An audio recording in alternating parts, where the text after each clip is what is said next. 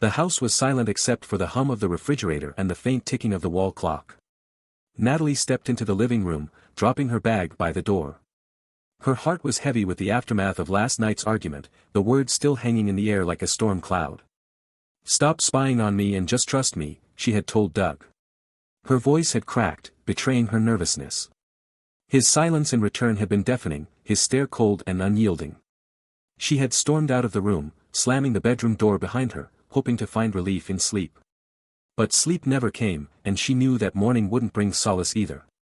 Now, back home after a long day, she expected the tension to linger. But something was off. The house felt different. It wasn't just the eerie quiet that sent a chill down her spine, it was the absence of life. Doug's jacket wasn't hanging on the coat rack. His work boots weren't by the door. "Doug," she called out, her voice thin in the oppressive silence. No answer. Her unease deepened as she moved further into the house. The living room was pristine, unnaturally so. The coffee table, usually cluttered with bills and Doug's half-finished crossword puzzles, was empty except for a single envelope lying in the center. Her name was scrawled across it in bold, familiar handwriting. She reached for it, her fingers trembling slightly. The paper crackled as she unfolded the note. The message inside was brief, but it hit her like a slap. "Have fun, Viper." Her breath caught in her throat, and the room spun. She barely had time to process the words when a muffled sound made her whirl around, her heart pounding in her chest. At first, she didn't understand what she was seeing. The dining room table had been pushed aside, and in its place sat a man tied to a chair. His arms were bound with thick rope, his mouth gagged with what looked like one of her dish towels. His face was bruised, a mixture of fear and anger flashing in his eyes. Natalie gasped as recognition struck her. "Alex," she whispered. Her lover stared back at her, his muffled groans growing more frantic as he strained against the ropes. Natalie stumbled forward, her mind reeling. She tore the gag from his mouth, her hands shaking as she tried to make sense of what she was seeing. "Natalie. It's Doug, he's insane." Alex blurted, coughing as he struggled to catch his breath. "He's been following me for days. He grabbed me this morning. Threw me into his car and brought me here." "Wait, what?" she stammered, her voice barely above a whisper. "Why would he?" "He knows." Alex snapped. "He knows about us, Natalie. He said he wanted you to see me like this, said it was only fair." His words tumbled out, rapid and panicked. "He's been watching me, watching you. He left me here hours ago. I thought." Alex's voice cracked as he looked around the empty room, his fear palpable. Natalie's mind raced. Doug knew. He had to know. Her stomach churned as she thought back to their fight, his cold, penetrating gaze. Had he already known then? Had he been biding his time? She crouched down, fumbling with the knots binding Alex's wrists. Her hands were clammy, her breath coming in shallow gasps. I'll get you out of this," she muttered, more to herself than to him. "Hurry." Alex urged, his voice trembling. He could come back any minute. Natalie froze at the thought. Doug wasn't here now, but where had he gone? And what was he planning? The image of him standing in their bedroom last night, silent and brooding, flashed in her mind. She had underestimated him, dismissed his quiet anger as mere sulking. But this was something else entirely. As she worked on the ropes, her thoughts spiraled. What had Doug done? How far had his anger driven him? And what would happen when he returned? "Alex," she said, her voice low and urgent, "did he say anything else? Did he threaten you?" "He didn't have to." Alex spat. "He was calm, Natalie. Too calm. That's what scared me the most. He said he wanted to give me some time to think. To think about what I'd done, and about what was coming next." Her stomach twisted into a knot. She yanked at the ropes with renewed urgency, her fingers raw against the coarse fibers. The clock in the corner of the room ticked loudly, each second dragging her deeper into a suffocating sense of dread. Finally, the last knot gave way, and Alex's arms came free. He rubbed his wrists, wincing at the angry red marks left behind. "We need to get out of here," he said, his voice hoarse but determined. "Right now." Natalie nodded, but her legs felt like lead. As Alex rose from the chair, she glanced toward the front door, half expecting Doug to walk through it, his face twisted with fury. Her mind raced with possibilities. Could they make it out before he returned? What would they say if they ran into him? Come on. Alex snapped, grabbing her arm and pulling her toward the door. Natalie stumbled after him, her breath shallow as panic took hold. Her eyes darted around the room one last time, landing on the letter still lying on the coffee table. Its message echoed in her mind, chilling her to the core. Have fun, Viper. With Alex leading the way, she crossed the threshold, stepping into the cool night air. But even as they fled, the sense of impending doom lingered, heavy and oppressive. Natalie couldn't shake the feeling that Doug was still watching, waiting for the perfect moment to strike. The cool night air stung Natalie's face as Alex dragged her toward his car parked at the curb. Her mind was still spinning, trying to make sense of what had just unfolded in her own home. Every glance over her shoulder sent shivers down her spine, her fear magnifying the shadows of the street lamps. Doug could be anywhere, waiting, watching. She clutched Alex's arm tighter, desperate for the illusion of safety. Alex yanked open the car door and gestured for her to get in. Come on, he hissed, his voice tight with panic. Where do we go? Natalie asked, her voice barely audible. She slid into the passenger seat, her fingers trembling as she buckled the seatbelt. Alex slid behind the wheel, slamming the door shut. Anywhere but here. The engine roared to life, and Alex sped down the street, his eyes darting nervously between the rearview mirror and the road ahead. Natalie sat in silence, her thoughts a cacophony of guilt, fear, and disbelief. She had underestimated Doug, how deeply her betrayal had cut him, how far he would go to exact revenge. After several blocks, Alex let out a shaky breath. Do you have any idea what he's capable of? Natalie stared at him, her mouth dry. He's my husband, Alex. He's not, he wouldn't. Don't kid yourself, Alex snapped, his knuckles white on the steering wheel. That man tied me to a chair in your house, Natalie. He's capable. And you're the one who told me he was quiet, reserved. Those are the ones you need to watch out for. The truth of Alex's words hung in the air like smoke, suffocating Natalie.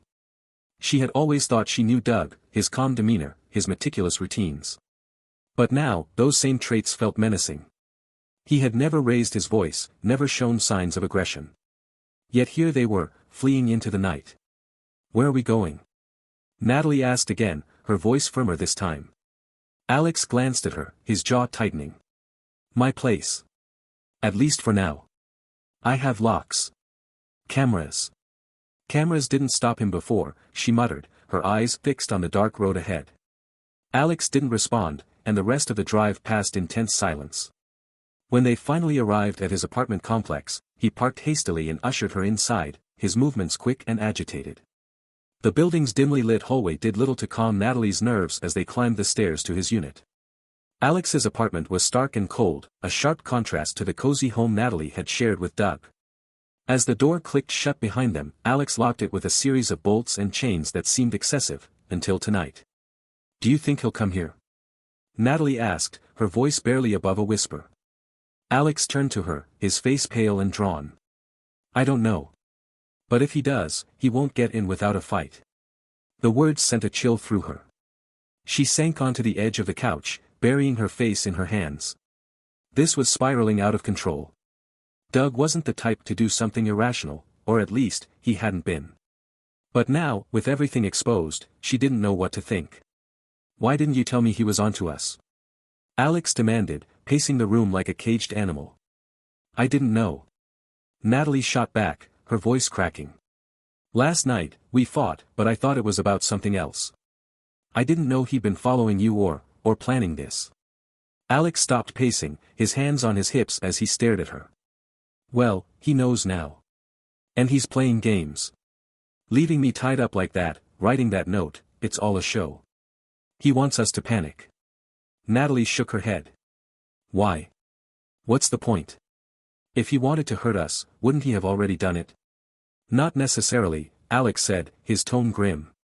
Sometimes the waiting is the worst part. He wants us to squirm, to feel what he felt. The thought made Natalie's stomach churn. She leaned back against the couch, her mind racing. Doug was deliberate, calculated, she knew that much. He wouldn't lash out without a plan. But what was his endgame? The sharp buzz of Alex's phone shattered the silence. He snatched it off the counter, his brow furrowing as he read the screen. "What is it?" Natalie asked, her voice tight with dread. "It's a text," Alex said slowly, his face draining of color. "From an unknown number." He held the phone out to her, and Natalie's blood ran cold as she read the message. "You think you can run? This isn't over. You owe me more than you can imagine." Natalie's hands shook as she handed the phone back. "It's him," she whispered. "Of course it's him." Alex hissed, throwing the phone onto the counter. He turned to her, his eyes blazing. "You said he wasn't like this, that he wouldn't do something crazy. Well, guess what, Natalie? Your husband is out there, and he's coming for us." The weight of Alex's words pressed down on her, suffocating and inescapable. She couldn't deny it any longer. Doug had crossed a line, and there was no telling how far he would go. As the night wore on, every sound outside the apartment made Natalie jump. The low rumble of a car engine, the distant creak of footsteps in the hallway, all of it felt like Doug closing in, tightening the noose around them. She clutched a blanket around her shoulders, her gaze darting toward the locked door. Alex sat by the window, peering through the blinds. "We need to come up with a plan," he said quietly. "A plan for what?" Natalie asked, her voice trembling. "We don't even know what he wants." "Oh, I think we know exactly what he wants," Alex replied, his tone bitter. "Revenge. And I'm not sticking around to see how he plans to get it." Natalie's heart sank as the reality of their situation set in. Doug wasn't just angry, he was methodical, and now, he was hunting them. Every move they made felt like another step in a deadly game, and she had no idea how it would end. The hours dragged on inside Alex's apartment, each tick of the clock amplifying the oppressive silence. Natalie sat curled on the couch, her thoughts churning like a storm. Doug was out there, somewhere, plotting his next move. She clung to the hope that the note and the text were nothing more than scare tactics. But deep down, she knew better. Across the room, Alex had stationed himself at the window, peering through the blinds at the dimly lit parking lot below. His phone rested on the table next to him, the ominous text still glaring on the screen. He hadn't spoken in over an hour, his tension filling the air like static electricity. Natalie couldn't take it anymore. "We can't just sit here," she said, her voice breaking the silence. "And do what?" Alex asked without turning around. "Call the police. Tell them your husband tied me up in your dining room because we've been sleeping together. I'm sure that'll go over great." Natalie flinched at the venom in his tone. "We need to figure out where he is. What he's doing. We can't just wait for him to come to us." Alex finally turned to face her, his expression grim. "And how exactly do you propose we do that? He's smarter than you're giving him credit for. He left that note for a reason, to make us chase shadows while he stays 5 steps ahead." Natalie opened her mouth to respond, but the words caught in her throat. Alex was right, Doug wasn't impulsive. He planned everything with precision, and they were already playing his game. Her phone buzzed, snapping her out of her thoughts. She snatched it off the coffee table, her breath catching as she read the message. "Check the drawer by the sink. You'll find what you need." The blood drained from her face. "It's him," she whispered, holding the phone out to Alex. He read the message, his eyes narrowing. "What drawer? What's he talking about?" It's at home," Natalie said, her voice trembling. "The kitchen sink. There's a drawer where Doug keeps random tools and things. He's never mentioned it before." Alex stared at her, his jaw tightening. "This feels like a trap." "Of course it's a trap," she snapped. "But what choice do we have? What if he left something important? Something that can tell us what he's planning?" Alex shook his head, his hands clenched into fists. "It's too risky. He could be waiting for us. Or worse, he could have set the house up to incriminate us somehow." "Incriminate us for what?" Natalie demanded. "We're not criminals." "We didn't," she stopped short, the weight of her words sinking in. No, they weren't criminals, but Doug could spin the narrative however he wanted. And in a situation like this, the truth hardly mattered. She stood abruptly, grabbing her coat from the back of the couch. "I'm going. You can stay here if you want, but I need to know what's in that drawer." Alex cursed under his breath but grabbed his car keys. "Fine. But if this goes south, we're leaving immediately. No second guessing." Natalie nodded, though her heart was pounding. She didn't trust Doug enough to twist this into something unrecognizable, but she couldn't shake the feeling that whatever he'd left in the drawer held the key to understanding his next move. The drive back to her house was fraught with tension. Alex parked a few houses down, the engine idling as they sat in silence. The street was dark and empty, the only light coming from a flickering street lamp near the corner. "Stay here," Natalie said, reaching for the door handle. "Not a chance," Alex shot back, his voice firm. "I'm not letting you go in there alone." She didn't argue. They moved quickly, sticking to the shadows as they approached the house. Natalie's heart raced as she unlocked the door, the creak of the hinges sounding deafening in the stillness. The house was exactly as she had left it, save for the faint lingering scent of Doug's cologne. She swallowed hard, her eyes scanning the room for any signs of movement. Nothing. It was as if he'd never been there. "Where's the drawer?" Alex whispered, his voice barely audible. Natalie pointed toward the kitchen, and they moved together, their footsteps muffled on the carpet. Her hands shook as she pulled open the designated drawer, rifling through the clutter inside. At first, it was just the usual odds and ends, screwdrivers, batteries, loose change. And then her fingers brushed against something smooth and cold. She pulled it out, her breath catching as she realized what it was, a small black USB drive. "What is it?" Alex asked, leaning over her shoulder. "A drive," she whispered, holding it up to the light. "But I don't know what's on it." "Do you have a computer?" Alex asked, his voice tight. Natalie shook her head. "Doug does, but it's in his office. I don't think we should stay here long enough to use it." "Then we take it back to my place," Alex said, already heading for the door. "We'll figure it out there." Back at Alex's apartment, Natalie stared at the laptop screen as the drive loaded, her stomach in knots. The folder that appeared was labeled "Truth" in bold letters. Her hand hovered over the mouse, hesitation gripping her. "Open it," Alex urged, his voice sharp with impatience. Natalie clicked, and the folder expanded into a series of subfolders. Each one was labeled with a date, starting months ago and leading up to the present day. She clicked the most recent file, and her heart dropped as a series of surveillance photos filled the screen. They were pictures of her and Alex, meeting at coffee shops, walking through parks, sitting in his car. Doug had been watching them for weeks, documenting every stolen moment. The last photo made her gasp. It was a shot of Alex tied to the chair in her dining room, his face twisted in fear. "Oh my God," Natalie whispered, her hands trembling. Alex leaned closer, his jaw tight. "This guy is unhinged." Before she could respond, a notification popped up on the screen. It was an incoming message, addressed to the folder's shared account. "Enjoying the show? It's only just begun." Natalie's blood ran cold. Doug wasn't just watching them, he was pulling the strings. And they had walked straight into his trap. The message sat on the screen like a taunt, its simplicity masking the complexity of the trap they had walked into. Natalie's breath came in short, shallow bursts as the realization sank in. Doug wasn't just watching. He was controlling the narrative, orchestrating every step they took. Alex slammed the laptop shut, his face pale but furious. "This is insane," he hissed, pacing the room. "He's treating this like some twisted game." Natalie sat frozen on the couch, her hands clasped tightly in her lap. "He wants us to feel helpless," she whispered, her voice trembling. "He's playing with us." Alex stopped pacing, his jaw clenched. "He doesn't want us to just feel helpless. He wants us to destroy ourselves." He pointed to the laptop. "The photos, the message, he's trying to make us paranoid, make us panic. And it's working." Natalie buried her face in her hands. "What do we do? He's always been 10 steps ahead. How are we supposed to fight back?" "We don't," Alex said, his tone clipped. "Not yet. First, we figure out what he really wants."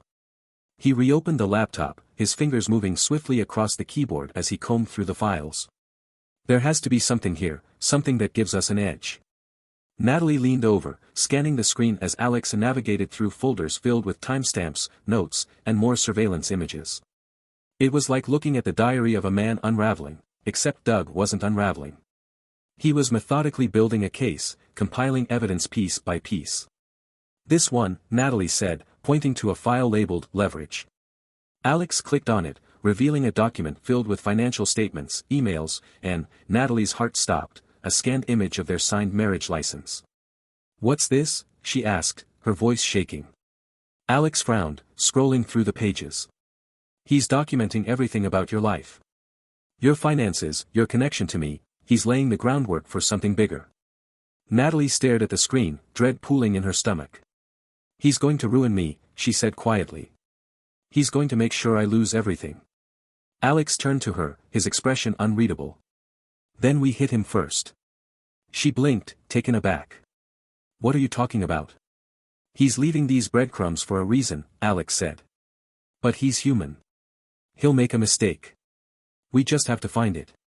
Find it? Natalie said, incredulous. Alex, he's been ahead of us at every turn. What makes you think we can outsmart him? Because, Alex said, his voice low, he's angry.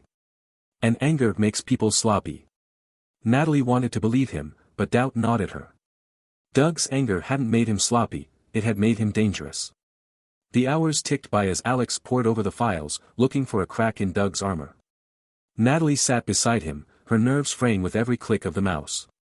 Her phone buzzed several times, but she couldn't bring herself to look. The messages were likely from Doug, each one another piece of his psychological warfare. Finally, Alex froze. Wait, he said, pointing to the screen. This doesn't add up. Natalie leaned closer. Alex had pulled up a series of timestamps from Doug's surveillance files. What is it? These photos, Alex said, his voice tinged with excitement. Look at the dates. They overlap with times when Doug should have been traveling for work. So? Natalie asked, confused. So, Alex continued, it means he had help. Someone else took these photos while he was gone. The realization hit Natalie like a freight train. He's not working alone. Alex nodded grimly.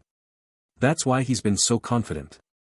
He's not just planning this by himself, he's got someone feeding him information, watching us when he can't. The thought made Natalie's skin crawl. Who could Doug have enlisted? Someone they knew. Someone who had been close enough to track their movements without arousing suspicion. Her phone buzzed again, and this time she forced herself to look. The message was short, but it made her blood run cold. I warned you to stay put. Now it's too late. Alex snatched the phone from her hand, his expression dark. What does he mean, too late? Before she could respond, there was a loud knock at the door. Both of them froze, their eyes darting toward the sound. The knock came again, harder this time. Who is it? Alex called out, his voice steady despite the tension in the room. No answer. Alex reached for the nearest object, a heavy glass vase, and gestured for Natalie to stay back. He crept toward the door, peering through the peephole. His shoulders relaxed slightly, though his grip on the vase didn't loosen. It's a delivery guy, he whispered. Natalie frowned. At this hour? Alex hesitated, then unlocked the door, opening it just wide enough to speak. Can I help you? The man outside held a plain brown envelope. He was dressed in a standard courier uniform, his cap pulled low over his face. Delivery for Alex Harper, he said, his voice monotone. Alex took the envelope, his eyes narrowing. Who sent this? The courier shrugged. I just deliver them, buddy. Alex watched the man leave, his footsteps echoing down the hallway. He closed the door and held up the envelope, his expression grim. Natalie stared at it, dread creeping up her spine. What is it? Only one way to find out, Alex said. He tore it open, pulling out a single sheet of paper. His face hardened as he read the contents. What does it say? Natalie asked, her voice barely above a whisper. Alex handed her the paper, his jaw tight. The message was handwritten, the words slanting sharply across the page. By now, you've realized this isn't just about you. It's about us. Every move you make brings you closer to the truth. But the truth won't set you free, it'll destroy you. You have 48 hours to decide how this ends. Natalie's hands shook as she lowered the note. What does he mean, us? Who else is involved? Alex's eyes burned with determination. That's what we're going to find out. Because if Doug wants a game, we'll give him one he'll regret. But as Natalie looked back at the laptop, at the haunting images and ominous files, she couldn't shake the feeling that they were already in too deep, and that Doug's game was only just beginning. The air in Alex's apartment felt heavier now, the silence punctuated only by the low hum of the laptop and the faint ticking of the wall clock. Natalie sat with the envelope in her lap, her eyes fixed on the ominous message, "You have 48 hours to decide how this ends." Her breath hitched, the weight of the ultimatum pressing down on her like a physical force. Alex, pacing near the window, muttered under his breath, his frustration barely contained. "We need to stop reacting," he said sharply, running a hand through his hair. "We're playing his game, and every move we make just gives him more power." Natalie looked up at him, her voice wavering. "Then what do we do?" "He has everything. The photos, the messages, he's been watching us for months, Alex. How do we fight someone who's been ahead of us this whole time?" Alex stopped pacing, his eyes narrowing as a thought took root. "We don't just fight him," he said, his voice hard. "We end this." The plan was hastily conceived, born out of desperation and a growing sense of inevitability. Doug wanted a confrontation, and they would give him one, but on their terms. It was risky, every step fraught with the potential for disaster. But Natalie and Alex both knew that waiting would only tighten Doug's grip on their lives. Natalie sent a single message to Doug, her fingers trembling as she typed.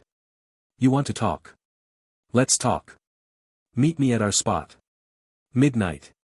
Our spot was a secluded overlook on the outskirts of town, a place they had visited during the early days of their marriage when everything still felt simple and full of possibility. If Doug had any sentimentality left, he would come. Alex was skeptical. "You think he'll fall for this? He's been 2 steps ahead of us from the start." "He'll come," Natalie said, her voice firm. "He wants to see me squirm. He'll want to end this face to face." Alex didn't argue, though his expression was grim. "Fine. But we're not walking into this unprepared." The drive to the overlook was tense, the atmosphere in Alex's car thick with unspoken fears. Natalie gripped the armrest, her heart pounding as they climbed the winding road. The darkness outside was impenetrable, the only light coming from the pale beam of the headlights cutting through the trees. When they arrived, the overlook was empty. The city sprawled below them, its lights twinkling like a distant galaxy. Alex parked the car a few feet from the edge, his eyes scanning the surrounding area. "Do you see him?" Natalie whispered. Alex shook his head. "Not yet." They waited in silence, the minutes stretching into an eternity. Every rustle of leaves, every distant sound, set Natalie's nerves on edge. Finally, the faint glow of headlights appeared in the distance, growing brighter as a car approached. "It's him," Natalie said, her voice trembling. The car came to a stop a few yards away, and Doug stepped out. He looked eerily calm, his posture relaxed as he walked toward them. In the faint moonlight, his expression was unreadable, his eyes cold and calculating. "You called," he said simply, his voice low and steady. Natalie stepped forward, her legs shaking. "You've made your point, Doug. You've been watching us, controlling us. But this has to stop." Doug tilted his head, a faint smile playing at the corners of his mouth. "Stop? Why would I stop now? I've spent months putting this together, Natalie. Months watching you betray me, lie to me. Did you think I'd let you walk away without consequences?" "This isn't about consequences," Alex interjected, stepping beside Natalie. "This is about control. You're not punishing her, you're trying to own her." Doug's gaze shifted to Alex, his smile fading. "And you," he said, his voice like ice. "The man who thought he could steal what's mine. Tell me, Alex, how does it feel to be nothing more than a pawn?" Alex clenched his fists, but Natalie placed a hand on his arm, stopping him. "Doug, listen to me," she said, her voice pleading. "You're right, I made a mistake. I hurt you, and I'll carry that guilt for the rest of my life. But this isn't you. The man I married wouldn't do this." Doug's eyes flickered, a hint of something softer breaking through the cold mask. For a moment, Natalie thought she had reached him. But then he laughed, a bitter, hollow sound.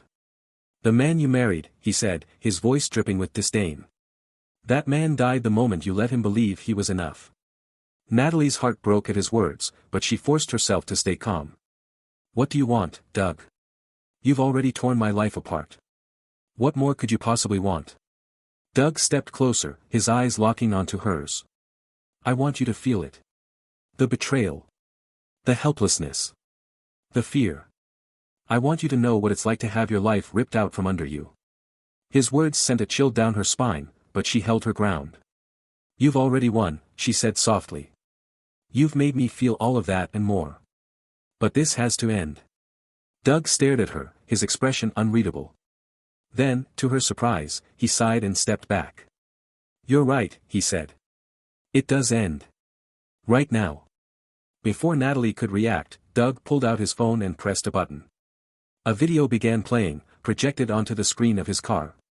It was footage of Natalie and Alex in the apartment, their conversation damning in its intimacy.